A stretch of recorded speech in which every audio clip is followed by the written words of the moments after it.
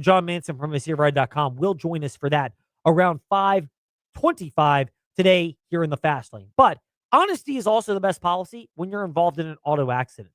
Call the police. Give an honest account of what transpired. And then, if you need the services of our friends at Trost Law, they can serve you like they've been doing for not one, not two, not three, not four, but over 4 decades, since 1982, as LeBron James would like to remind us. They know how to help you navigate the complexities of a case, dealing with personal injuries, insurance companies, and everything else that could possibly transpire. And it's easy. 777-HURT, HURT, and TrostLaw.com. Now, other topics, including an RIP to start. It's time for Fast Five at 5-ish. 5-ish minutes on 5 relevant topics done around 5 p.m.-ish. Ish, because our counting skills are kinda ish. Let's start with number 5. Trey's guy passed away at 87 years old yesterday. John Sterling. New York Yankees, I would call him iconic broadcaster. Look, he can be both a caricature and somebody that achieved iconic status. To me, I put John Sterling on par with John Ward, legendary University of Tennessee Volunteers broadcaster, or Larry Munson, he of Hunker Down You Hairy Dogs fame as the Georgia Bulldogs broadcaster. These iconic broadcasters back in the day, and they are going to be more rare as the years go by. Because if you become iconic, it's hard to control the costs. And if you can find somebody to do the job cheaper, that's often what networks want, particularly in college. Good broadcasters, but it's hard to be iconic in different ways. It's what is impressive about a guy like Alan York of the Liberty Flames Sports Network, that he has achieved that status with Liberty Flames fans. Different style from the way I would do it, but doesn't make it right or wrong. Everybody has their own style, and he's obviously done one that's worked very well for the Flames. It's resonated with the fan base there and is connected. But that's the outlier in this day and age. And John Sterling fits that description. Look, if you're going to praise John Sterling for being iconic, then praise people like Larry Munson at Georgia, John Ward at Tennessee, and other broadcasters whose names I might be mentioning for equally being iconic. But they are in the same boat. Their fans love them, but they were also caricatures because they got to the point where their shtick was a little over the top. And that decreased from a guy who just likes neutral broadcasters or guys that get enthusiastic about their home team, but maybe not over the top. Professor Bill Roth, Virginia Tech broadcaster, among others, where Merrill Reese, for me as an Eagles fan, has grown up as the gold standard for radio broadcasters for a particular team. That's where I would appreciate it a lot more. But John Sterling at 87, I can appreciate him and think people should view him in so much as if you're going to criticize Larry Munson and John Ward for being homers at places like Georgia and Tennessee, then do the exact same thing with John Sterling. Don't give him a pass because he's in the North and they're in the South.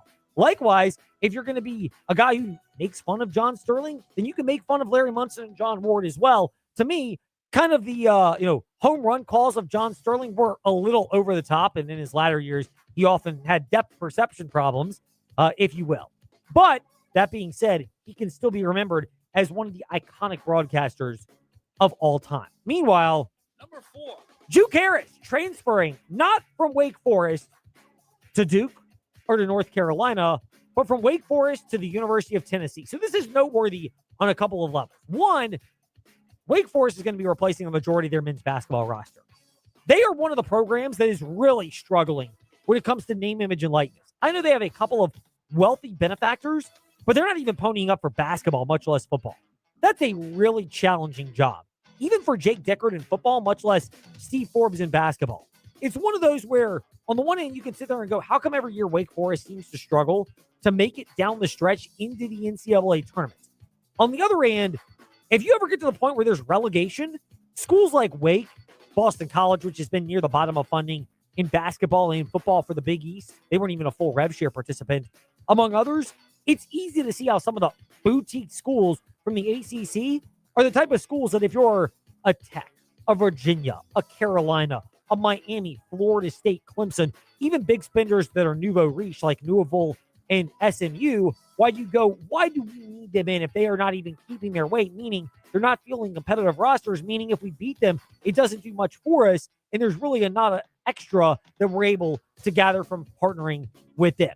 Meanwhile, speaking of not much extra, Number 3. Caden Salter tried out for the Tennessee Titans over the weekend after not being drafted, and now the former Liberty quarterback is headed to British Columbia. Does he know where that is? To play for the Lions, the BC Lions of the Canadian Football League. I will be very intrigued by this. That's a field that's wider, so it requires more power out of quarterback. Now, from an athleticism standpoint and a size standpoint, I don't think Salter was ever going to get to the NFL.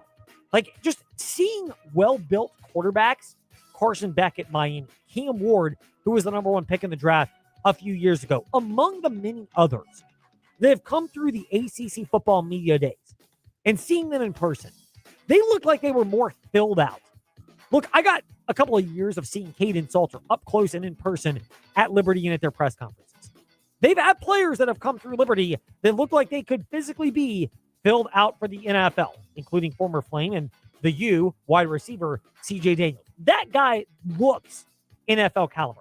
Caden Salter never did. You combine that with processing difficulty, the fact that, God bless him, took the money at Colorado. I don't blame him at all because, like I said, when he took it, I didn't see pro potential there. That was probably his biggest payday. It just verifies that by the fact that he's not wanted right now by the NFL. He may be a good CFL quarterback, and they may transition him to another position because he's a really good athlete. But quarterback material at that level, his best moments came in a Liberty Flames uniform, and that will end up being where everything wraps up for the former Flames quarterback, Caden Salter. Meanwhile, by the way, we'll get to that in a couple of minutes with John Manson from MissierRed.com. But Number 2. another commitment for Virginia men's basketball, Christian Harmon committing to Virginia. Slide him into the positionless player, versatile basketball piece. 13 points, 4 rebounds, 2.5 assists per game. And my favorite part is he tweeted out that he is beyond blessed to commit to Virginia. All right, first of all, if you're a Christian, I think that's great. If you accompany it with scripture, Christian Harmon did not. No issues with that. Transferring from Arkansas State to Virginia is obviously an upgrade in terms of the talent in which you will be competing. But let's be real here. When you put beyond blessed, shouldn't it be hashtag beyond BLE $ED instead of blessed? Just put $2 for the S's because we know it's about dollar bills. And y'all. I am not saying that getting that money is not a blessing, but let's not kid ourselves.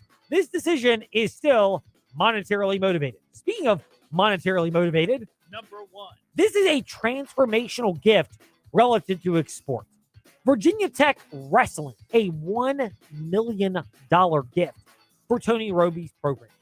When you put that in the context of wrestling, and I know Penn State can be a big spender, and they certainly have been in wrestling, but there are not a lot of other programs that have that type of money. Not to mention the fact that Virginia Tech, they already secured the commitments of high-end wrestlers like Bo Bassett, among others, for this year's recruiting class. This is a spot where Virginia Tech can go from being a top 10 program to being a top 3 program. And look at it this way.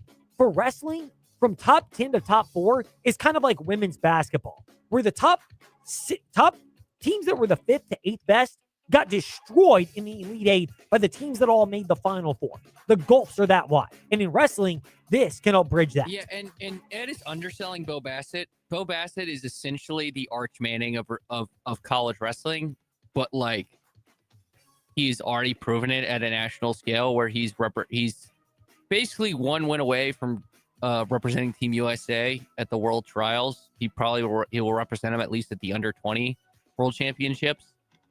So just keep that in mind. Like Bo Bassett is arguably the greatest high school wrestler ever.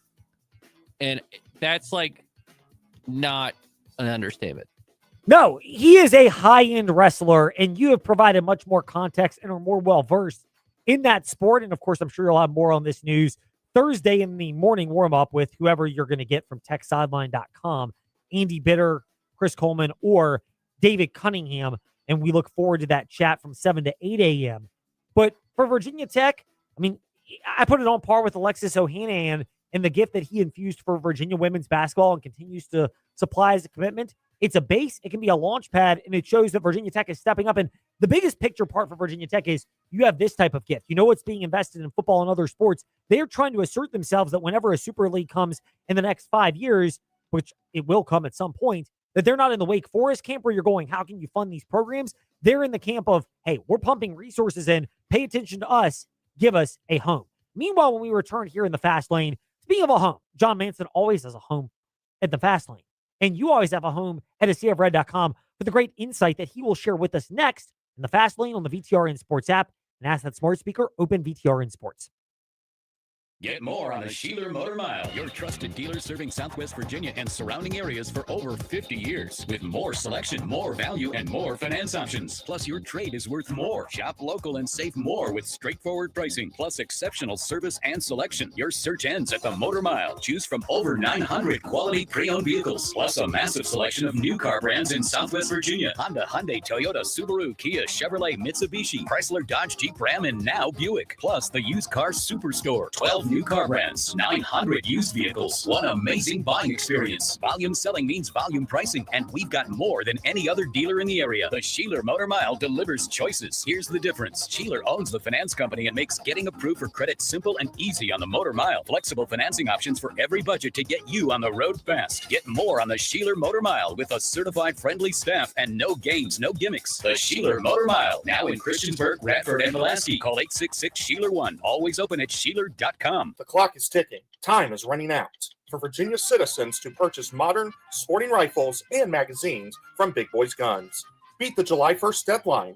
Right now, the selection is robust at Big Boys Guns. ARs, AKs, and the most popular handguns will soon be banned from sale in the state of Virginia. Don't wait.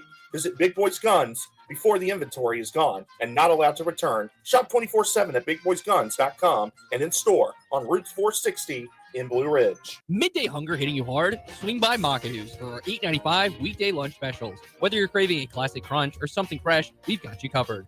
Chicken tender basket featuring crispy golden tenders served with fries. The Makadoos Chef Salad, a healthy, loaded favorite that will hit the spot. Hit back against your lunchtime hunger at Makadoos with eats that won't break the bank. Time to share, break that fun. Just to be there, the only one. Just to be there at Market Dues. We'll see you at the dues. Starting a landscaping business, growing your fleet, Miller Built Outdoor Equipment is focused on commercial turf professionals across Central Virginia. We help you choose the right Toro commercial mower, professional handheld equipment, and the right support plan so your operation grows the right way. Commercial turf is your business. Supporting it is ours. Miller Built Outdoor Equipment on 12th Street in Lynchburg. Summer, hot, steamy. 3 ingredients for an overheated truck. Overheated trucks is an all too often summer problem for diesel trucks. Don't let it happen to you. Go Wicked. Get your diesel truck service for less at Wicked Diesel in Bedford. Wicked Diesel is offering 20% off AC and cooling system repairs, plus oil change and tire rotation for 20% off. Go to wickeddieselva.com and print out the coupon. Go Wicked. Wicked Diesel, Bedford, Virginia. Don't bring the outside heat and humidity inside your house. Now's the time to upgrade your home's comfort with the Mitsubishi Hyperheat HVAC system from the Concord Mechanical. Experience whisper quiet efficiency and total climate control. And for the month of May, every installation includes an industry-leading 10-year parts, 10-year labor, and 10-year maintenance plan at no additional cost. That's over a decade of guaranteed peace of mind. Call the Concord Mechanical today for your free estimate. Your comfort is their commitment. Hey, gang, this is Bud Foster, former defensive coordinator for the Virginia Tech Hokies. You're listening to The Fast Lane with Ed Lane and Trey Lyle. Join the chat at Trey Lyle BT and Fast Lane Ed Lane on Facebook, Twitter, YouTube, and Instagram. Justifiably, football and then men's basketball take the cake when it comes to how people measure the success of an athletic department. But as we discussed with John Manson from ACFRed.com, who is back with us once again here in the Fast Lane. John, if you look outside of those sports, there is a time to do that, and certainly the spring is a time for that. Liberty Women's Tennis, 4 different opponents. They beat them in consecutive days to win the Conference USA Women's Tennis Tournament. Their season ended to Washington in the first round of the NCAA Women's Tournament in Charlottesville last week. Golf, Conference USA champions. Baseball, they're a 2 seed in what is a loaded baseball tournament for Conference USA. They're in their own pool. Dallas Baptist has got the 3rd pool, and Jack State has got the 1st. And then even in a, quote, down year, in quote, for softball, they still are a 3 seed in the Conference USA tournament. The Lady Flames are, and they play a brutal non-conference schedule every year. You've talked before about the idea of the golden age of Liberty Athletics. How much does that extend to what we've seen, particularly over the last couple of weeks in spring sports? Yeah, Ed, if you, go back to the fall and winter sports seasons for Liberty Athletics, I think, relatively speaking to the success that Liberty's had in recent years in this golden age of athletics that we're talking about for the school and the athletic program, athletic department, I think it was underwhelming, underperforming both fall and winter season. Certainly headlined by football's 4-8 season, but even some of the other non Big Five sports that underperform from what they normally do. But it seems like the spring has kind of picked it up and picked up that slack, at least so far. I mean, we still got a couple sports. You mentioned softball, who's got the Conference USA tournament this week, and then obviously baseball as well, still left to be played. And we'll see what golf does. I mean, they obviously won the Conference USA championship, which is certainly a good feat. And then that's a program that has had some success on the national stage, even making it to the national championship round a couple different times over their history. So for them to do that, win the conference championship, and then also you mentioned women's tennis, that's the first time in that program's history they've ever won a conference championship, whether it was at the Big South, Ace Ton, or now in Conference USA. So certainly a remarkable achievement for them. And they also, a trivia note that maybe is a trivia question one day is Liberty's 20 Division I NCAA sports. They've now all won at least one conference championship at the D1 level. Women's tennis getting the last one to do that. So, the softball is a big week for them. Obviously, they start Wednesday night in the Conference USA tournament. You mentioned the 3 seed. Has been a disappointing season, especially coming off last year's Super Regionals appearance, first in program history. But I think Liberty certainly has shown that they can compete in Conference USA this season. And I would think that, if you're one of the other 7 teams in that tournament this week, you don't want to play the Lady Flames, even though they are the 3 seed. And, Jack State was kind of a runaway winner for the regular season title and has the 1 seed in the tournament that's played up in Delaware. So it should be some fun softball, and something that I think Liberty will certainly, led by Coach Richardson, will certainly, make a name for themselves and make some noise in that tournament this week in Delaware. John Manson from ASeaofRed.com is with us here in the Fast Lane. You've broken into a couple of different areas from the Liberty Flames, one of which is softball. How much of this was the reality that people maybe underestimated what they lost from last year's team, and while they returned some key pieces, and Coach Richardson has done a really good job of making sure that this is not a players just bail for the transfer portal really quickly. The roster was going to lose a lot from last year's team, and there was inherently going to be an expectation from a lot of people, and maybe even the team themselves, are trying to replicate last year, which was probably unrealistic just given how dominant they were. Yeah, sure. I mean, you lost some household names for Liberty softball. I mean, Rachel Roop, arguably the greatest Liberty softball player of all time, as well as, others like Elena Escobar, CUSA Pitcher of the Year, and KK Madry. And I don't want to sit here and list them all off. I'll obviously leave some out. But there's a lot of household names from that team, a lot of veteran leadership and experience from that team. And but there's still a lot of, familiar faces on this year's team. And yes, the expectations were high, and the expectations were that Liberty would be able to compete for and win a Conference USA championship, and also make some noise nationally, and maybe not make it to a super regional again. But, it has been a disappointing season. I think that you can point to the circle. I mean, Liberty, I mentioned Escobar. Liberty has not been able to, really come close to matching the level of success she had and Liberty had in the circle last year. And there's been a few that, Coach Richardson has turned to. Kalen Yoder, who recorded that final game-winning, series-clinching, regional clinching out against Texas A&M, the number 1 overall seed last year. And many expected her to kind of step into that, quote-unquote ace role. And she struggled a lot early in the season and has kind of been phased out of the pitching rotation altogether. And you've seen a couple of names, Abigail Finlay and Camden Anders, transfer from Georgia Tech, that have kind of come on on their own in the last few weeks, last month or so of the season. So I'm sure Coach Richardson will be leaning on those two. Also, Gabby Mike, a transfer from Duke. Liberty was kind of hoping she would be right there with Kalen Yoder and in that ace type role, and that hasn't quite worked out either. So we'll see Anders and Finlay, I'm sure, get a lot of the innings, at least to start the conference tournament this week, and kind of see how they perform on such a big stage under those, quote unquote bright lights. John Manson from MississippiBread.com with us here in the Fast Lane. We'll have a chance to look back more at the softball season as we progress through the Conference USA tournament and see where things go.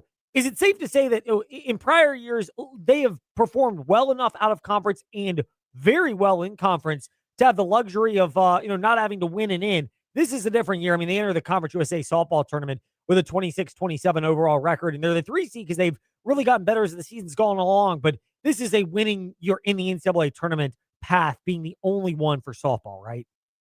Oh yeah, no doubt, 100%. Last year, Liberty was forced to come out of the losers bracket, and was still able to win, its second straight Conference USA tournament. And something that program's done in both of its first 2 years, winning not just the tournament but also the regular season. Obviously, that streak was snapped this year, but they're trying to continue that,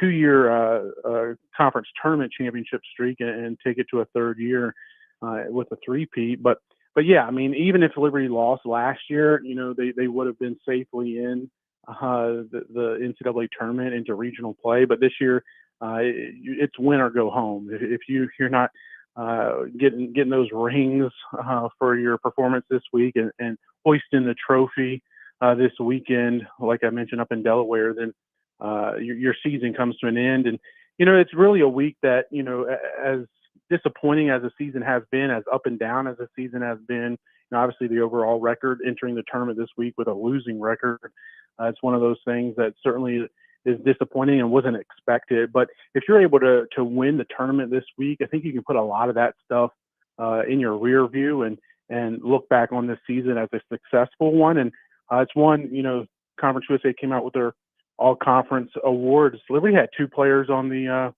all-freshman team, and Danny Lee and Macy Strickland. So you got a lot of young faces that you can build around. And those pitchers I mentioned, Anders and Finlay, that'll probably be relied on heavily this week. They're also underclassmen and able to come back next year as well too. So Coach Richardson's got a lot of talent, a lot of young talent.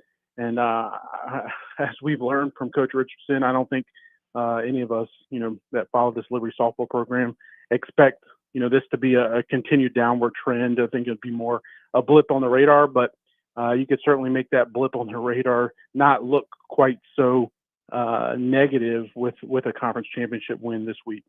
You look at what the Liberty baseball team has done on the other side. How pleasant of a surprise has this been in the second year for Bradley LaCroix, and the fact that they swept New Mexico State? They are in that top 3 mix firmly with Jack State and Dallas Baptist. This is as strong of a Conference USA baseball slate, and the Liberty Flames are more than holding their own. Yeah, I mean, hats off to Coach LaCroix and what he has done in just his second year at Liberty. Coming over from VCU, where he had some success in just 2 years there with the Rams. But this is a Liberty baseball program that had a ton of success under previous head coach Scott Jackson, and making it to regional play multiple times, winning the A-Sun, also getting in as an at-large a couple of years as well too.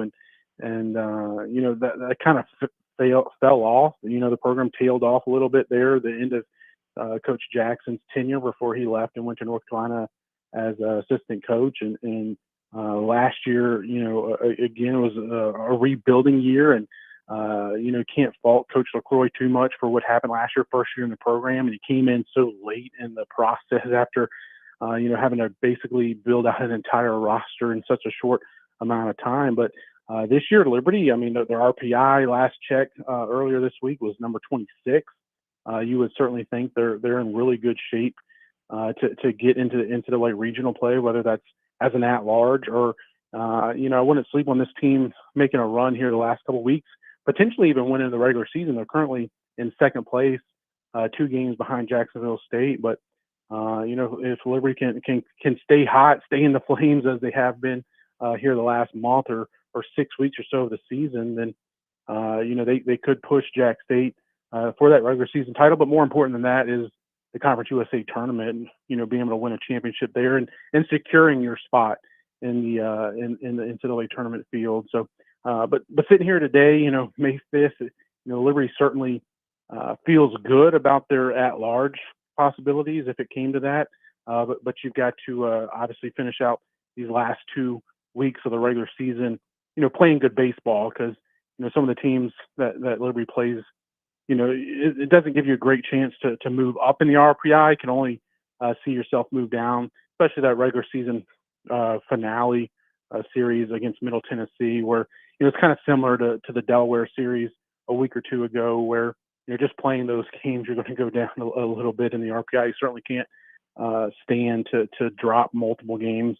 You can maybe overcome one loss and still be in an at-large race. But it's been a great season for Coach LaCroix and the baseball team, and hopefully they can finish out on a high note as well. We look forward to following more of that. John Manson has great work, as does his colleague Zach McLaren at aseaofred.com. John, a pleasure to speak with you. When we chat next, we'll ask about your chat with the Campbell twins, who have committed to men's basketball. You've done that and have got great highlights from that at aseaofred.com as well. In the meantime, thank you for making some time for us today in the Fast Lane. We greatly appreciate it and look forward to chatting again in another week. Sounds good. Thanks for having me on, Ed. John Manson with us here in the Fast Lane. When we return, sticking with spring sports, lacrosse, there is a very viable chance that, not guaranteed, but there's a path where we might have a team from Virginia in the Final Four of men's lacrosse, and it could either be in the backyard of UVA or an hour away from Richmond. We'll discuss that and more with Anish Shroff, ESPN and ACC Network lacrosse broadcaster, next in the Fast Lane. Get more on the Sheeler Motor Mile, your trusted dealer serving Southwest Virginia and surrounding areas for over 50 years. With more selection, more value, and more finance options. Plus, your trade is worth more. Shop local and save more with straightforward pricing, plus exceptional service and selection. Your search ends at the Motor Mile. Choose from over 900 quality pre-owned vehicles, plus a massive selection of new car brands in Southwest Virginia. Honda, Hyundai, Toyota, Subaru, Kia, Chevrolet, Mitsubishi, Chrysler, Dodge, Jeep, Ram, and now Buick. Plus, the used car superstore. 12 new car brands, 900 used vehicles. One amazing buying experience. Volume selling means volume pricing, and we've got more than any other dealer in the area. The Sheeler Motor Mile delivers choices. Here's the difference. Sheeler owns the finance company and makes getting approved for credit simple and easy on the Motor Mile. Flexible financing options for every budget to get you on the road fast. Get more on the Sheeler Motor Mile with a certified friendly staff and no games, no gimmicks. The Sheeler Motor Mile, now in Christiansburg, Radford, and Pulaski. Call 866-SHEELER1. Always open at Sheeler.com. Hi, Gary the Third here, and I'm excited to say spring has arrived at Gary's Garden Center with great plants and a great selection. Gary's has seasonal color flowers along with vegetables, 60-plus varieties of herbs, perennial flowers, and much more. With friendly service and great advice, we are always happy to answer your questions. Visit Gary's Garden Center at 794 Leesville Road for all your lawn and garden needs. Stop by, say hi, and take a look around. The clock is ticking. Time is running out for Virginia citizens to purchase modern sporting rifles and magazines from Big Boys Guns. Beat the July 1st deadline. Right now, the selection is robust at Big Boys Guns. ARs, AKs, and the most popular handguns will soon be banned from sale in the state of Virginia. Don't wait. Visit Big Boys Guns before the inventory is gone and not allowed to return. Shop 24/7 at BigBoysGuns.com and in store on Route 460 in Blue Ridge. What if counseling services were just a click away? With secure, confidential telehealth sessions through Central Virginia Counseling, You can connect from wherever you feel most comfortable, anywhere in Virginia. No commute, no waiting rooms, just personalized care designed to meet you where you are. Support is closer than you think. Start your journey today on your terms. Visit centralvirginiacounseling.com to get started. Your insurance company tells you to go to a certain shop. Once they give you the inflated estimate, you think, uh-oh, better get Mako. For over 50 years, Mako has been repairing and painting cars. Mako is not in contract with insurance companies. They work for you. They don't give insurance companies discounts and rebates you'd never get. At Mako, you'll get an honest assessment of your repair work by trained, certified professionals. You'll get the choice to pay with insurance or out of pocket, whichever makes sense for you. So if you have an insurance claim, get a second opinion at Mako on Kemper Street in Lynchburg.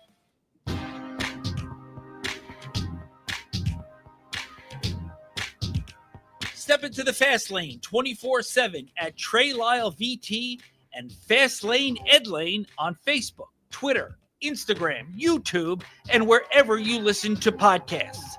Now, back to the fast lane. Could it happen? It could. Will it happen? We will find out as the NCAA men's lacrosse tournament unfolds over the next few weeks. Could we have a Virginia school competing in Virginia in Scott Stadium? We will get to that in a moment with Anish Shroff, broadcaster for ESPN and the ACC Network. Grateful enough to stop by with us in the Fast Lane. Anish, first of all, thank you for your patience and flexibility as we apologize for being a few minutes late. We are grateful to be speaking with you today in the Fast Lane. First of all, I want to give you a hat tip. So often these brackets get leaked and people try to gloss over it being leaked. I was extremely impressed with the way you, Kark, and Kesnick all handled that leaked bracket by still putting on an excellent selection show. How did you go about that in your mind, confronting the fact that the men's lacrosse tournament bracket was leaked, but being honest with the audience and still committing with Quint Kesnick and Paul Carcaterra to have a phenomenal selection Sunday show? Well, you said it, being honest with the audience. It happened, 45 minutes before we went on the air, and it was all over social media. I was getting hundreds of texts about it, and you can't pretend like nobody knows. It's out there, especially in this day and age when it's on the internet. And it was on not just a random website, it was on the NCAA's website. So we said, let's address the elephant in the room. We'll have some fun with it. Probably poked a couple of jokes, maybe one too many, but let's try to make this an entertaining show, and we'll talk about the games and we'll talk about the brackets. And, if you haven't seen it, you still get the reveal, but let's not pretend that it's not out there. It's 2026. Most people, I'm guessing, saw it. So I just think you got to be honest with your audience at the end of the day. How much does it help that you have the chemistry that you do broadcasting with Paul Carcaterra in the booth so regularly, and then Quint Kesnick's on the sideline a lot now, but you guys have all spent time in broadcast settings, and I would imagine bonding settings beyond that. You know each other's personality, you know the way to handle it, and we're able to plan and act on the fly. Well, that's a big part of it. We also spent about 4.5 hours in the car on Sunday after doing the Ivy League Championship in Ithaca and then driving to Bristol. But the three of us have been working together for a long time. I've been with them on the championship crew since 2017. We get along. We go out to dinner. We're all friends outside of work, and we tear down the fourth wall quite a bit for our audience. And I've been doing this long enough to know that the chemistry that you speak of, the dynamic with Quint and Kark, that doesn't happen with every broadcast crew. It doesn't happen with every person or persons that you broadcast with. It's special. It's unique. And I don't know how much longer we're going to have it. You never know, right? You hope for a long time. But it's kind of one of those things that I cherish every game I get to call with those guys. Anish Shroff is with us in the Fast Lane. He's broadcaster for ESPN and the ACC Network for their men's lacrosse coverage. I'm sure it does help that it's in a different time frame of year from football season with the Carolina Panthers. But a lot of times people would get a gig like they have with the Carolina Panthers. And don't get me wrong, that's extremely impressive that you've landed that. You've done great play-by-play with that. But the still willingness, it seems, to juggle lacrosse and to have that as part of your repertoire as well. How much of that is rooted in the passion that at least we hear when I've listened to you and Kark and Kesnick do your broadcast, where you all genuinely love the sport and it comes out in the way you show it, and I would imagine makes it easy for you to add that commitment to your list? Yeah, nobody's ever asked me that before, and I appreciate you asking because we do the sport of lacrosse differently than we do other sports. I do Friday night college football with Kark on ESPN. I do the Panthers on Sunday in the fall. You're never trying to sell football to a mass audience. You don't have to. It's football. People watch, people listen, they come to football. It's different with lacrosse. It's still very much a niche sport. It's still a sport that needs exposure. And I always kind of look back to my own story and my own entry point into the game. I didn't know anything about lacrosse until I got to college. When I got to Syracuse, they had a player by the name of Mike Powell, who's on the Rushmore of college lacrosse players. And I got to watch him for 4 years. And by the time I was done and he was done, I became a fan of the sport for life. Somebody who never played it growing up, had no exposure to it.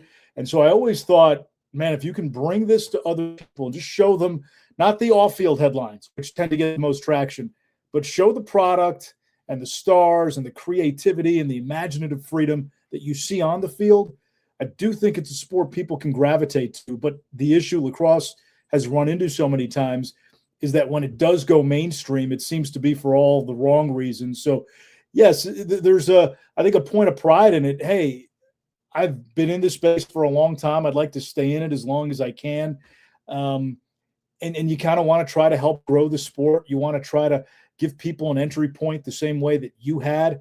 So it is meaningful. I don't view it as just, kind of filling the stat sheet or filling the, filling the time card. It's something that I do care about. I do enjoy. And if it wasn't the case, I wouldn't be doing it. What value does it also have? You mentioned your time with Syracuse and when you were at Syracuse and getting acquainted with lacrosse.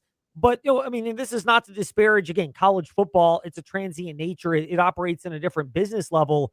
But in college lacrosse, it seems there's an emotional connection between people that even if you're not, born and bred as a lacrosse fan, you can identify with a school that you like or a school with whom you're familiar and latch onto a sport. I know, like in our house, it's been a big deal. My wife's a big Virginia fan, so she's latched on to Virginia lacrosse, and I've learned more about it just because of that. Have you noticed that being something that's a key for lacrosse and its growth over the last 10 years or so? One, I've noticed it's very much a familial sport in the sense that fathers and sons, mothers and daughters, brothers, there is a family aspect. You look at some of the great players who've played in college lacrosse, for example, Paul and Gary Gate. They came to Syracuse at the same time. The Powell brothers who were at Syracuse, the Thompsons at Albany were must watch whenever they were on.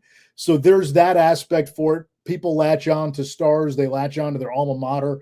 I really felt it a couple of years ago when Notre Dame cracked through and won back-to-back national championships.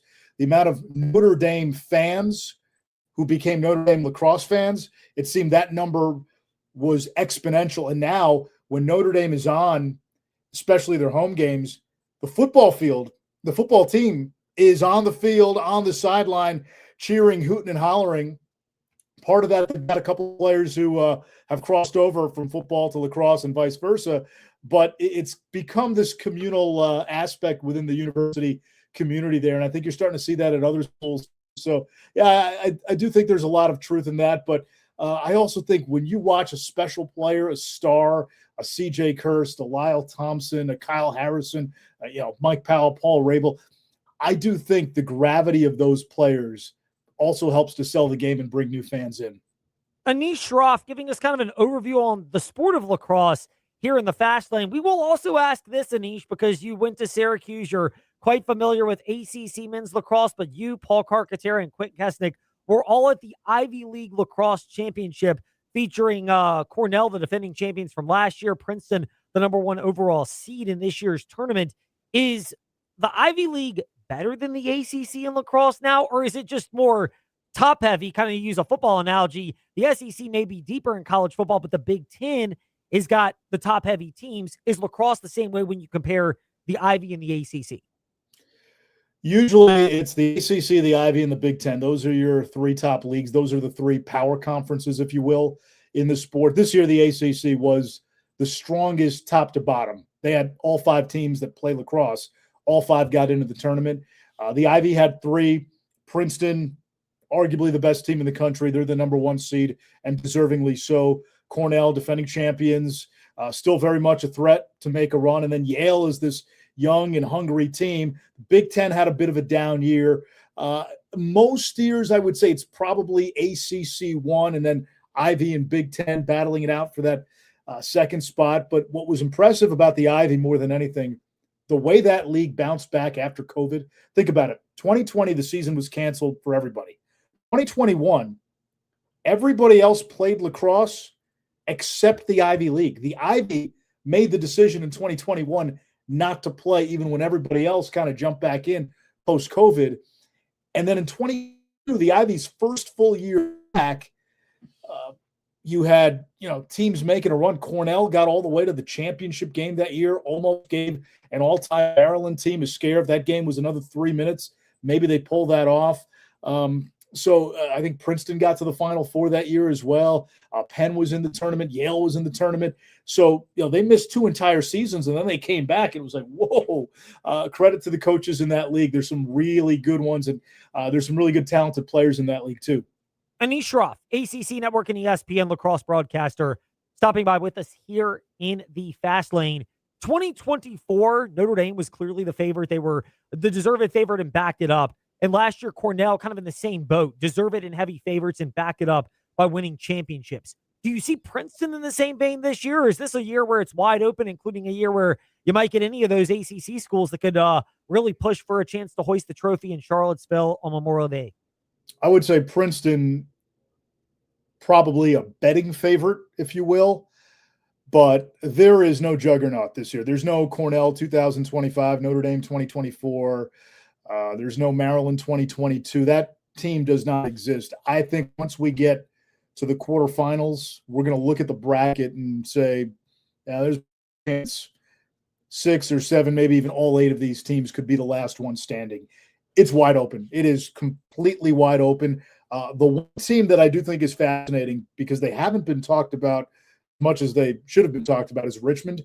Richmond had a great regular season. Their one loss to Notre Dame, they hit a little early stage fright. They were down 8-0 in an eye blink, and then they outplayed Notre Dame for the final 3 quarters. They have one loss. They remind me a lot of Loyola in 2012. Loyola had a similar regular season. They were pretty dominant. They only lost 1 game. I think it was in overtime to Hopkins. They go into the tournament, and people kind of say, Loyola miss them. And then they get into the tournament, and nobody could score on Loyola. And they were far and away the best team. And then they won the championship. I think they gave up 22 goals in the 4 games, something. It was a ridiculously low number. They were giving up a little more than 5 goals per game in their tournament run. And we walked away at the end going, we probably should have given Loyola more respect in the regular season. I think there's a little bit of that with Richmond.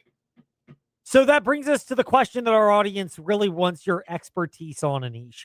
What's the likelihood that we've got Richmond and Virginia squaring off in the second round, the Elite Eight, if you will, with the winner punching their ticket to a Final Four, essentially in their backyard?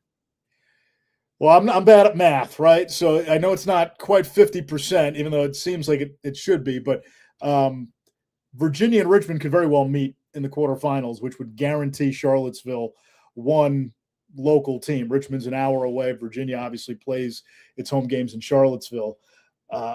Virginia, I like their matchup against Georgetown in the first round. Virginia's playing really good right now. The issue for Virginia, and every team this year has warts, the issue for Virginia, depth of scoring. Their top 6 can score with anybody. They don't really get a ton of production beyond that, but their goalie's hot. They've been okay on faceoffs. Defensively, they've been better. Early in the year, they were a mess. It's interesting because Lars Tiffany won 2 championships where he had immensely talented rosters, but the team had their ebbs and flows during the regular season. And there were times where you kind of wondered, all right, is the Virginia team going to do it? And then for whatever reason, he finds a way to get that team to peak in May. And they peaked in May in 2019. They peaked in May in 2021.